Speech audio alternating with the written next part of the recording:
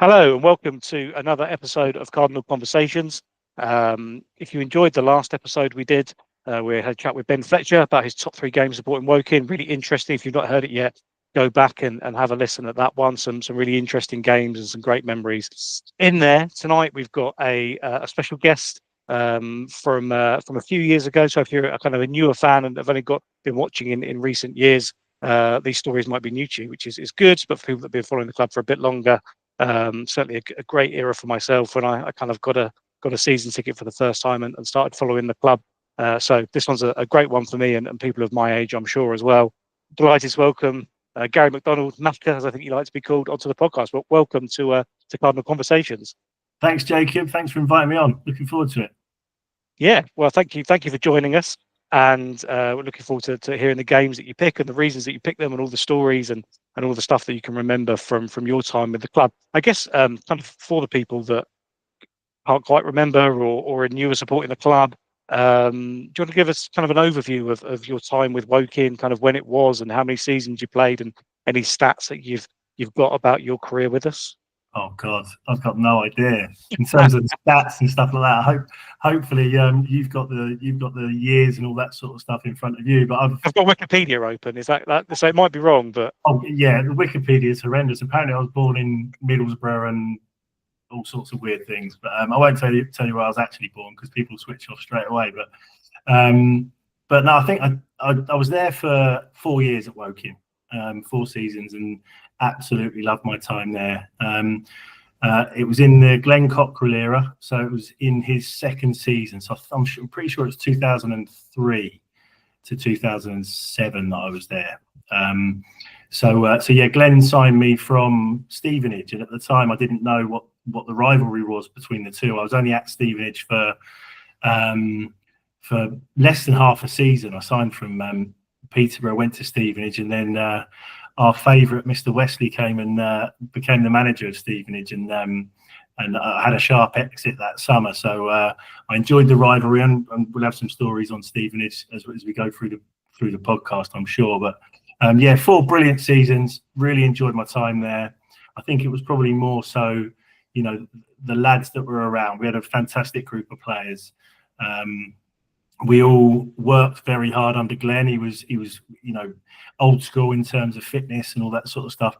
But he gave us enough rope to have some fun, and we had some success as well, which was quite good. So absolutely love my time at Woking. It's always going to have a special place for me. I'm only down the road, so I live in just outside Camberley, so I'm not a million miles away.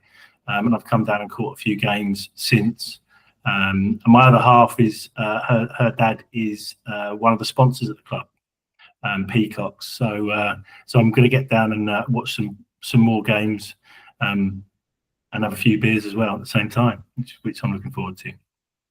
Yeah, always nice to come back, and even more so if you're able to get a few drinks in as well and enjoy the games. I'm sure people will enjoy seeing you back there. Although we said Wikipedia probably is kind of off the pace on a lot of the kind of stats and stuff like that, I think I'm right in saying that Woking was kind of the club that you played the most games for in your career. So that was, as you say, it's a fond one that kind of holds a place in your heart still. Yeah, I mean, I don't know how many games it said that I played. It'll be a close one, probably between. I think I played over 100 for Kingstonian. I think it was 100, 150, 160. I think for Woking, about 130 for Havant and Waterlooville. So yeah, it'll be close, but yeah, Woking was a sustained period of time, and as I say, absolutely loved it.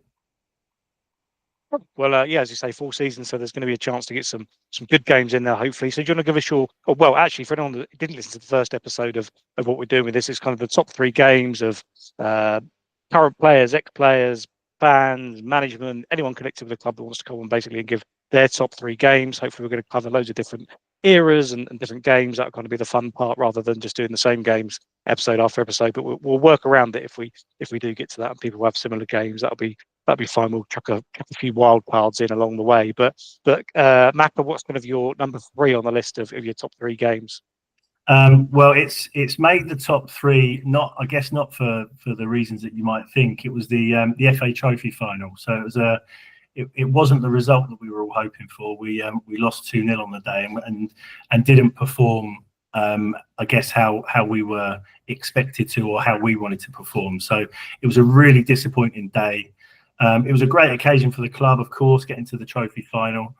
Again, disappointing because it wasn't at Wembley. The new Wembley was being built at the time. So we actually played at Upton Park.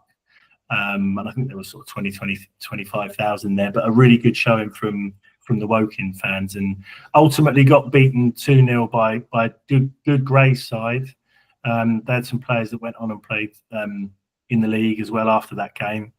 But yeah, disappointing game. But I think the fondest memories that I have of that, the end of that season and the run up to the trophy final, was just, I guess, I suppose the fun that we had with it.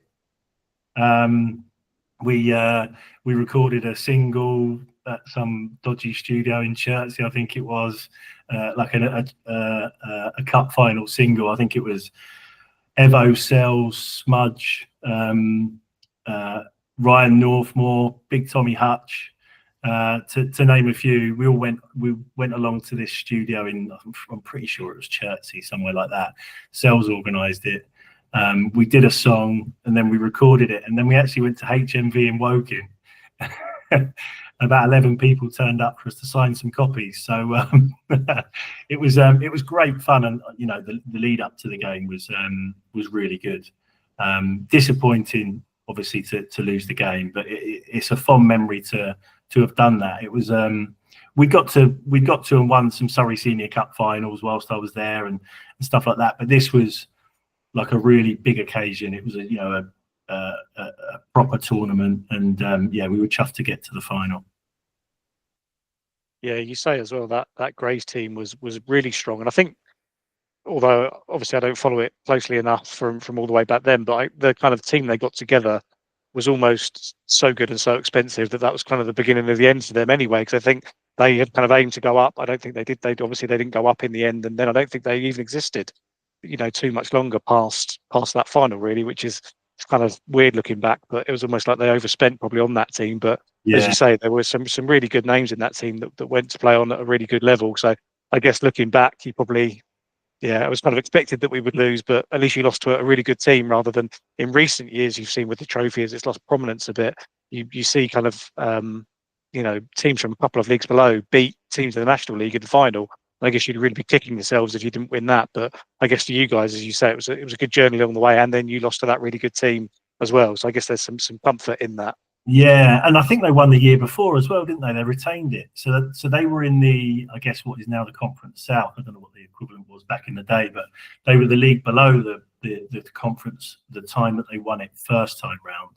And one of our old teammates, Ashley Bays, was in goal on that day, and I've not watched that game since obviously playing in the game, and I watched it. When I knew that I was coming on, I found it on YouTube and watched the game. And it wasn't as bad as I remembered it.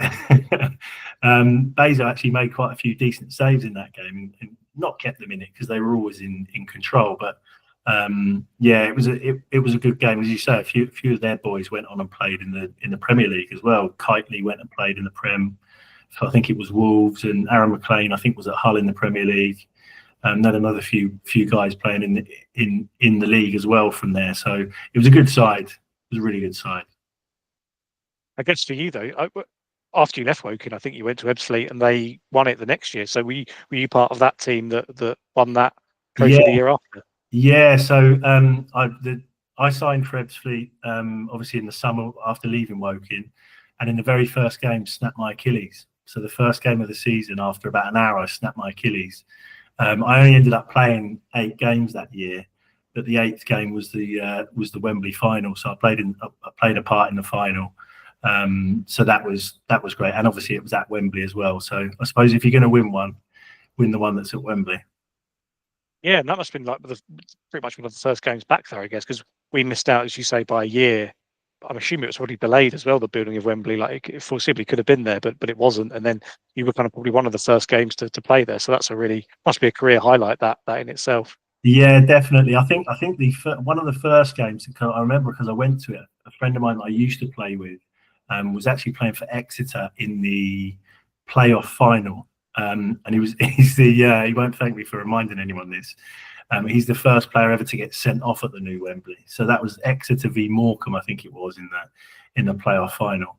And then a little while later we ended up playing there and coming out winners. So yeah, it was an unbelievable occasion again. But yeah, it's always good to have a good cup run, and I think when the captains go in at the start of the season and they negotiate with the chairman about bonuses and all that sort of stuff, and which always gets thrown into the pot for a holiday at the end of the year for the lads. We ended up going to, I think, Marbella or Port Penus or wherever it was for 3 or 4 days at the end of every season. In the run up to Christmas, any fines money would be used on the Christmas party, and then after Christmas till the end of the season, it would get used for an end of season trip. And it was frowned upon if people didn't turn up to either of them, and they got fined heavily if they didn't, which we were quite glad for, a little bit more money in the kitty.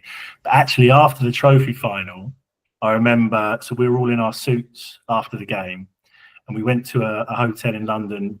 Win, lose or draw, we were obviously going to go back to the hotel and have a bit of an end of season bash the club obviously put on for us. And the coach that took us obviously to the game and back to the hotel stuck around, because I think our flight was at 2 o'clock in the morning from either Heathrow or Gatwick. So we went and had a few beers back at the hotel in London, and then we all went off to have 3 or 4 days in the sun and drown our sorrows. But we had a few of us had a bet on who could stay in their suit for the longest.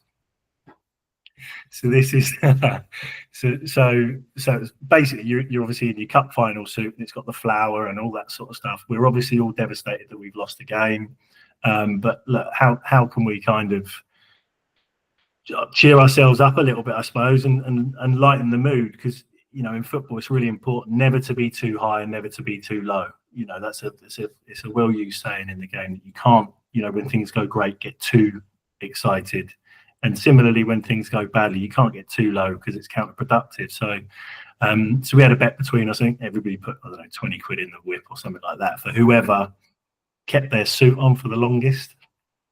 And obviously having Steve Ferguson, the mad Scotsman, in the side, he was going to be the winner, wasn't he? Because he loved the pound note, Fergie. So I think he ended up taking his suit off on the beach, I think on about 4 o'clock in the afternoon of the first day that we were there. He kept it on that long. So he ended up scooping the winnings. But yeah, it was kind of things like that was brilliant in terms of the team spirit and the camaraderie. And that was from Glenn, to be fair. Glenn loved having a few beers after the game on the coach and midweek and all that sort of stuff, and encouraged it because, the season's a long season, and I suppose he was brought up in the era where you worked hard and played hard, and he definitely worked as hard. It's the fittest I've ever been at any club within my career, for sure. And we had a really good team spirit the whole time that we were there, and Fergie obviously scoop the winnings on that particular trip, but that's just an example of some of the daft things that we would do together. That's good. It's great to hear those stories, otherwise they never come out. But yeah, you're right, probably the key to the success of teams is having that good bond, and I guess with non-league, and we see it now, and we've kind of talked about it in interviews with other players as well. I think Alan Inns, when we spoke to him about the team that won the Conference South for us years ago now, 2011, 2012 I think it was. And you kind of get to the summer, you have that thing, you've got a really good group, but the way non-league works is you disband and that's kind of it. And obviously the group does kind of evolve over a few years, but it's kind of a real moment in time. So it's good to see that team kind of had its success, even if you guys lost the final, kind of having that kind of day out at Upton Park, which was always an iconic stadium to play at, and then your kind of holiday and stuff afterwards was probably a good reward and a good way to sign off, because that would have been your last game as well. I guess that was the end of the season, and then that was the summer you left, I think. No, so I had one more season after that. Okay. It was the end of the following season that I went, and then obviously, so there was a year in between the two trophy finals. So I left at the end of the following season.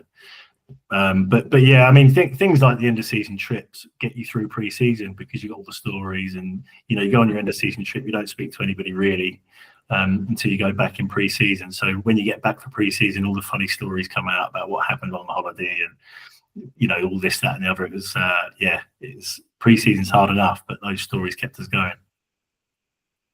A good first game to kick off with. So you set the bar high for the remaining two picks. So what is your number 2 game? The number 2 game, I mentioned them earlier. So Stevenage at home. I think it was under the lights. I can't remember. We beat them 3-2, and Fergie ended up scoring that last gasp wonder goal, didn't he? Flew down the right wing, cut inside, and then stuck it in the top left-hand corner with his left foot, which I can tell you for absolute sure he'd never done before. So that would normally end up in David Lloyd car park. Anybody that's been to Kingfield will know exactly where that is from that side. But he stuck it in the top corner against Stevenage last minute to wipe the smile off Wesley's face, which was always nice. So that was one of the best games and feelings after the game, because the fans were always brilliant in those games. The Stevenage and the Aldershot games, to be fair. But Stevenage always had that little bit of needle. There was other things that happened within those couple of years. Dino Marmaria with Sells and all that sort of stuff. And there's a few send-ins off. I don't even know if that game had 2 send-ins off in it or not. I'm not sure. Yeah, it did. Yeah, Dino was one of them. Was it the other one? Yeah, I believe so. Yeah, so Sells scored if it is that game, Sells scored the penalty, didn't he, in the first half? I think George Boyd might have scored the equaliser. You're Googling, so thankfully you can help me out. But it ended up, so we were losing 2-1. I ended up then equalising from Sells' corner, which was brilliant because I celebrated right in front of Wesley just to give him some back. And then Fergie ended up doing what he did at the end of the game, which was brilliant end to the game. And as I say, those atmospheres at Kingfield when Stevenage were in town were second to none. Fantastic.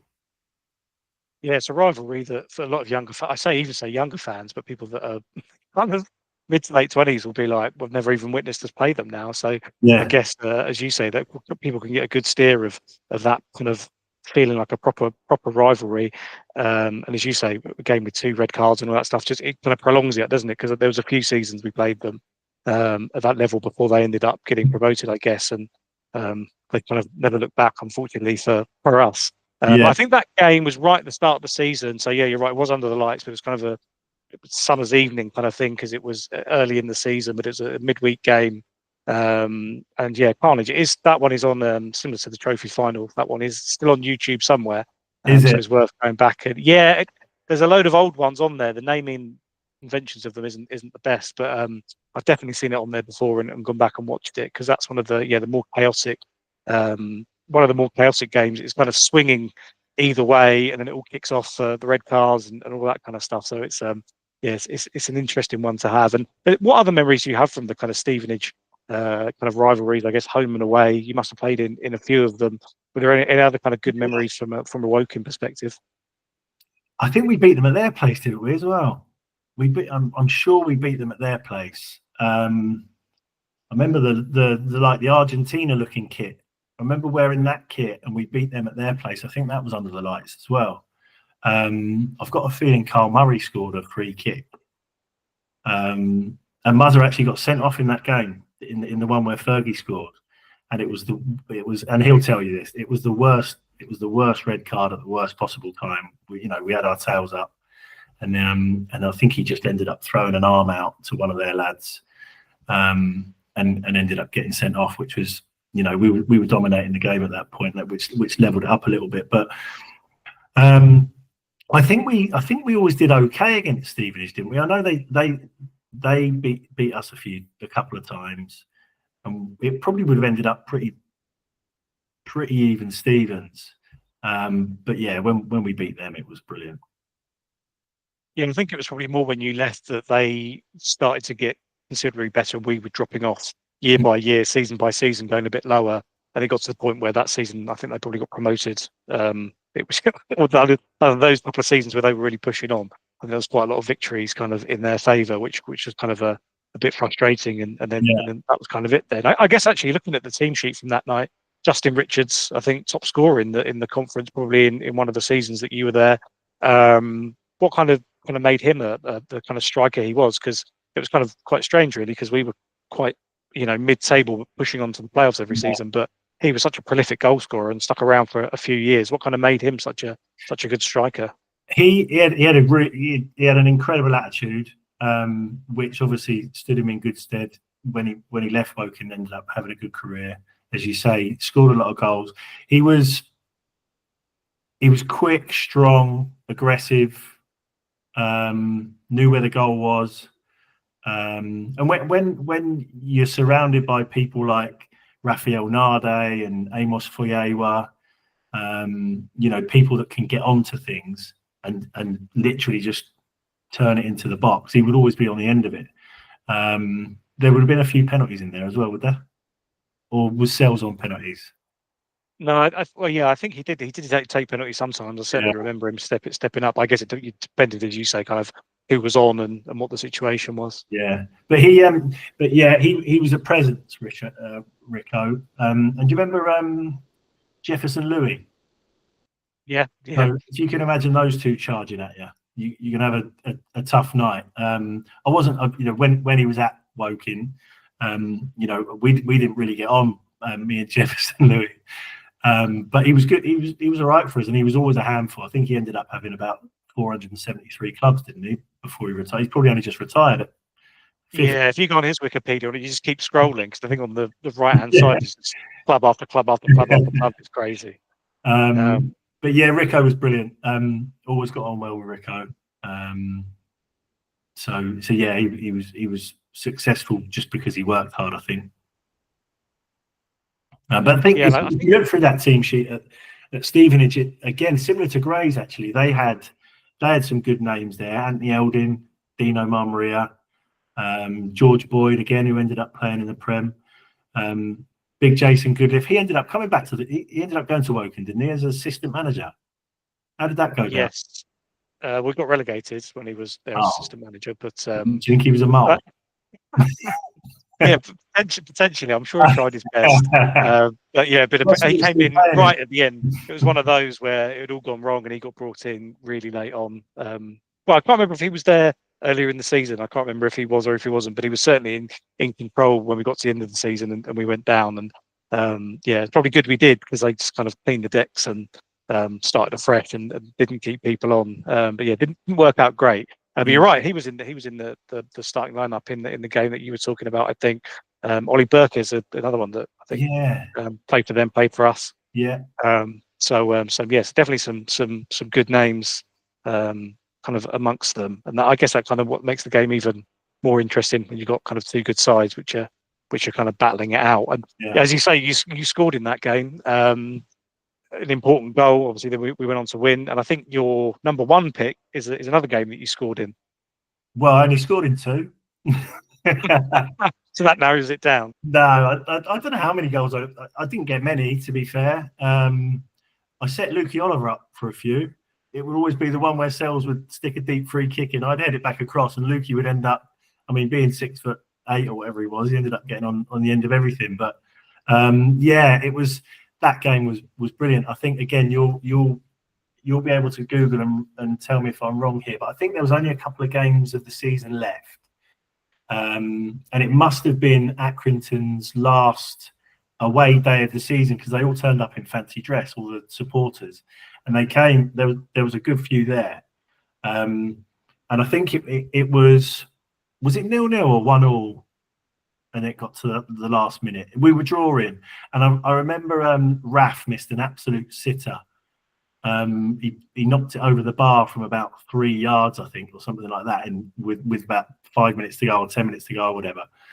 And then Sells stuck a corner across, and the keeper had come and claimed everything all day. I remember that, and I just thought, I'm just going to run at the keeper, because if he's not going to be able to claim it as well if somebody's charging at him. And it ended up going straight towards the keeper again, and I just nicked in front of him, I think, and then ended up scoring, which was brilliant. yeah, it was a great game to score in, because a draw was no good for either of us. We were both, a win would have kept us in with a playoff chance. So yeah, to score in the last minute was brilliant. But I remember about 10 minutes before I scored, because I played left back, and we were shooting towards the big stand. So obviously the away fans were down my side as the left back. Somebody went down injured or something like that, and it was our throw-in, and I stood there for what felt like forever in front of all of these mad Scousers, all dressed up, looking, the Pope was there. There was a fireman, YMCA were there. There was a few nuns and all that sort of stuff.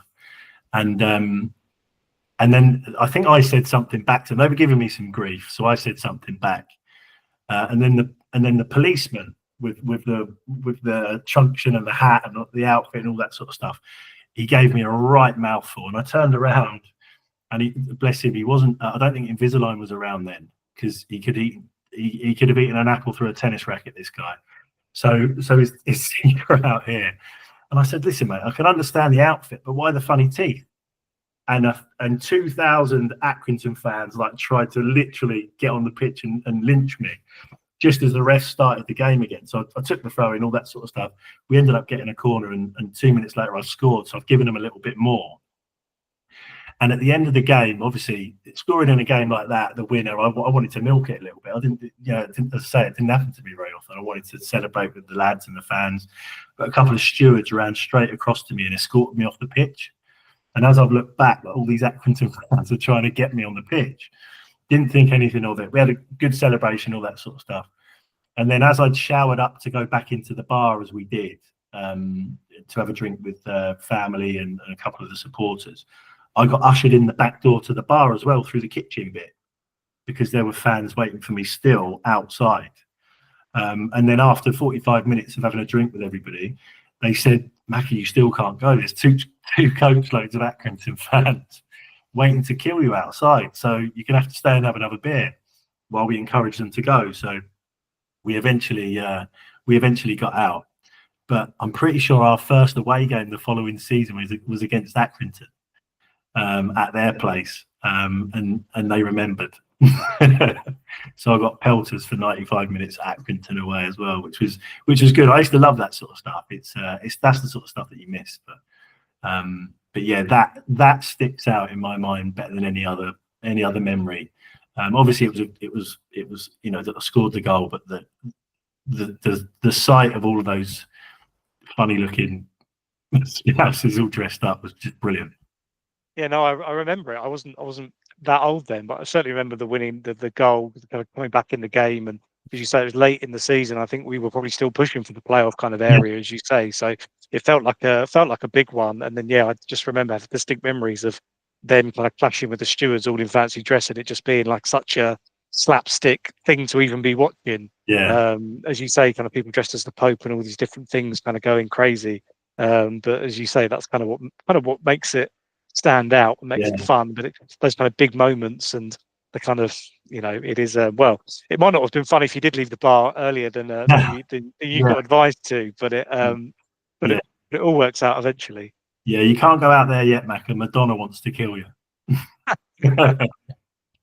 In those days as well, it was quite rare to see kind of police at games and stuff like that. Now it's just kind of a standard fixture. I think even you go to Tuesday night games and there's like 25 away fans from a club that couldn't care less, and they'll still have 4 or 5 police officers there kind of in the crowd doing stuff. And but back then that wasn't really a thing unless you were playing one of the really big games against Aldershot or something like that. It just wasn't really the done thing. So these days it kind of feels like with the kind of stewards being kind of more professional and it being a bigger thing, it probably would have been a bit easier to manage it all. But I'm sure the stewards earned their money that night, kind of keeping you safe, and you probably had to get them a beer, I guess, in the bar at some point to your personal protection. I never bought a beer. If you get any of the other lads on that played with me, they'll vouch for it. I never bought anyone a beer.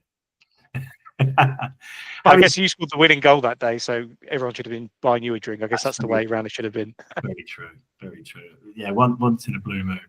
Having said that, though, about the stewards and the police and stuff like that, obviously your game against Aldershot last week in the semi-final, and the controversy and all that sort of stuff. I would imagine there'll be a few there because you've got them in a couple of weeks again, haven't you? Yes, next Monday. That week today. We're recording on Monday evening, so yeah, on Easter Monday, that'll be the league fixture. Obviously, the trophy game a couple of weeks ago, and then that one. So yeah, kind of funny how the fixtures fall, isn't it? I guess. I can't imagine he's going to be playing, let alone at the ground. I can't imagine. Because is the manager's son as well? Is that what it was? Yeah, he is. So also, the Aldershot fans, if you follow their kind of forums and stuff online, they don't even like him because he plays and he's not any good. He plays because his dad's the manager. And obviously, yeah, you'll have seen the stuff online with the camera behind the goal where he fakes being hit and then is kind of laughing at the camera or whatever, which kind of is insult to injury. I think he's been giving it on social media as well, kind of embracing the fact that he's kind of cheated to do it. So it's a bit of a sore point. But yeah, as you say, it's kind of but that's kind of a shame in a sense as well. Really, is that at the end of the game, kind of obviously a lot of their fans are on the pitch, and someone's tried to attack our keeper Jaskalainen, and he's been arrested, and all of this stuff. And it's just like, I don't know, kind of. It just doesn't feel like it kind of happened back in that era. It kind of felt a bit innocent, even though obviously the stuff you were talking about, whereas it felt kind of there's something feel a bit nastier when it's kind of players actually physically getting attacked on the pitch and stuff. It's you can't kind of seems crazy. You can't do that. It is, as much as everyone's passionate and everybody wants to win and all that sort of stuff, people have got to get up and go to work the next day. People are coming in, paying good money to be entertained. Yes, he's obviously done something that you shouldn't do, that lad. And whether he gets in trouble with the FA or whatever, something will happen at some point. Somebody will get a bit of vengeance back on him. It's a short career, but it's long enough that people remember stuff like that. But yeah, it's just a bit of a shame, isn't it? And I think, especially with it being the son of the manager as well, I think the manager will probably be embarrassed.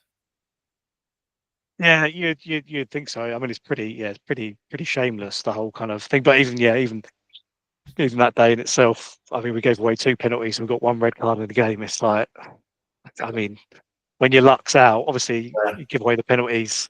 Looking back, they probably were penalties or whatever. But even the fact that all happened in one game, you just think from our perspective, it's just like, it was almost so much to digest and be angry at rather than just the one thing as well. And the last minute winner, it's just like, God, it's just so many areas that you can zoom in on. But everything went against us, didn't it? But that was actually Aldershot away when I got sent off at Aldershot was one of the biggest memories. It didn't make my top 3, but that's one of my lasting memories. We obviously played against Aldershot. I think we were either 1-1 or 2-2, something like that. And it was good tackle. I got the ball and I ended up getting a second yellow, and I obviously got sent off. And I remember looking up at the cop end of Aldershot, and I remember them all sort of, I know you can't swear on here, but all like bye bye wanker bye bye. That was one of my. Although I was annoyed that I went, I thought, well, I'm probably never going to see that again, And it was packed that night as well, which was brilliant. But yeah, I can still see that now. Weirdly, it's a good memory, but again, for the wrong reasons. Exactly. Yeah. No. But those big games, though, that's what it's all about. And even looking back, it's obviously still difficult for some fans, I'm sure. But even looking back at the game a couple of weeks ago, 7,000 odd people there. I think, like, obviously, incredible atmosphere, enjoyed by like 99% of people that weren't idiots. It's just you look back on those, it's quite cool, really, to see local football and how many people are invested in it so passionately for those things. Because I think that's come on a long way, looking back at attendances from, even 10 years ago and that kind of stuff. And the Tuesday games we play where we barely get 1,000 people, and now it's kind of a lot more than that. And in the bigger games, you get a whole load of stuff. So it's cool. Those big occasions are what the players want, the fans want. You want to win them, but it's all about making the memories. I was going to ask if there's any honourable mentions, but that sounds like that was one of them. I don't know if there are any final ones that you had before we finish. Any what? Sorry. Any honourable mentions that didn't quite make the top 3? Yeah. Well, I suppose we had a Wednesday club, which was always thought of quite fondly. So we would very often have a game on a Tuesday night and a Saturday. The fixtures were pretty much thick and fast. And when you're full time in football, normally you have a Wednesday off. But when Glenn was there, we had a Thursday off. So if you can imagine, our week would be, we'd play Monday off. We'd come in on the Monday and just run through some set pieces and a bit of shape. So it wasn't particularly taxing because we had the game on the Tuesday night. We'd play on the Tuesday night, and for the lads that played, we'd run to the Robage pub. Are you aware of this? That's probably about a mile and a half away from the ground. And Glenn was good mates with the guy that owned it at the time. I don't know if he still owns it. I think Nick, I think his name was. Really, really good guy. But we would run up to the Robage on a Wednesday morning, where we'd have a couple of pints of Guinness and a bacon sandwich, while the other lads who didn't play the night before would do a little bit of running and then join us. So then what are you going to do after you've had 2 pints of Guinness? So most Wednesdays, we'd either end up in Woking having a few beers or Guildford or whatever, but more often than not, we'd jump on the train at Woking up to Covent Garden and just have a few beers up there. That would be our Wednesday, because we'd have Thursday off. And then we'd have a five-a-side and a few set pieces on a Friday, ready for the game on a Saturday again. So that was basically our week. But as I say, Glenn made sure that we were properly fit, and we just had a good time. It was just such a brilliant era to play in. And I don't think the lads even have a beer anymore. I think it's straight into the bar with a protein shake, and that's the end of it. So I'm glad I played in the era that I played in, because we did have a lot of fun. And we took it seriously. Of course we did. In the lead up to games and stuff like that. But on our downtime, we made sure we had a laugh, and I think that's probably, again, one of the fondest memories of playing at Woking, along with Ronnie and Malk, the kit men. Bless him, Ronnie. Malk's still there, isn't he? Yeah, he's still going. Yeah, he's still there. So yeah, if you pop down, you'll just spot his mullet when you're kind of lurking around the grounds. That's it. What an absolute legend. He used to give us a little, what he called a special tea.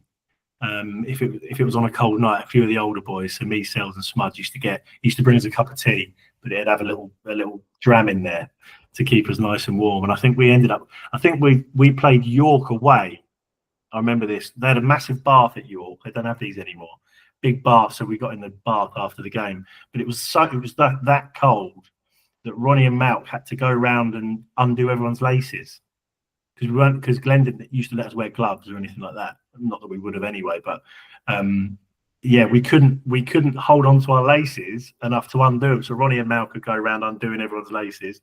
They've already run us a bath, and then they bring in a little cup of tea with a wee dram in there to warm us up. They were absolutely legendary, those two. As you say, you probably wouldn't get stuff like that these days. Even though he's still there, kind of the kind of professionalism of the game it filters down. So stuff you see happening in the Football League is now happening in the National League, and you probably have to drop a couple more levels now to kind of get that kind of spirit. And it still exists, but it's at like a lower level now, which is kind of interesting. You do get that a bit, and obviously we've had a few relegations where you dip down to the south and you see a bit of that, and you kind of go, oh yeah, it's kind of what it used to be like not that long ago. And then things kind of flip again, and it's the same thing with you see it obviously in the FA Cup or whatever these days. Tamworth or whatever this season, I can't remember if they were part-time or not when they played Spurs in the FA Cup, but part-time, it's not the same as it used to be, because part-time back in your day would have been I'm a plumber, builder, teacher, whatever, and now it's like I'm a personal trainer, so I'm basically in the gym every day anyway, and so it doesn't really, I am just looking after myself, so it's just that we only train 2 evenings a week or something rather than 3 afternoons, so it's not a massive difference. So it improves the standard, and that makes it, it's obviously quite a good thing. But as you say, you probably enjoyed the era just as it was probably coming to an end, because not long after that it kind of feels it got quite professional quite quickly. Yeah, bring back the Wednesday club, that's what I said. Give it a try for a season, see what happens. Yes, it's the worst that could happen. Who knows? Exactly. Well, on that bombshell, thank you very much for joining us, Macca. It's been great to have you here. And if anyone sees you down the club, it'd be great to see you down there. I'm sure a lot of people will remember the face, and hopefully the game you go to, someone can score a last-minute winner. in front of the Leslie Gosden stand. That would be a nice way to cap it. So thank you for joining us. Thanks for having me. Thanks, Jacob. Cheers, mate.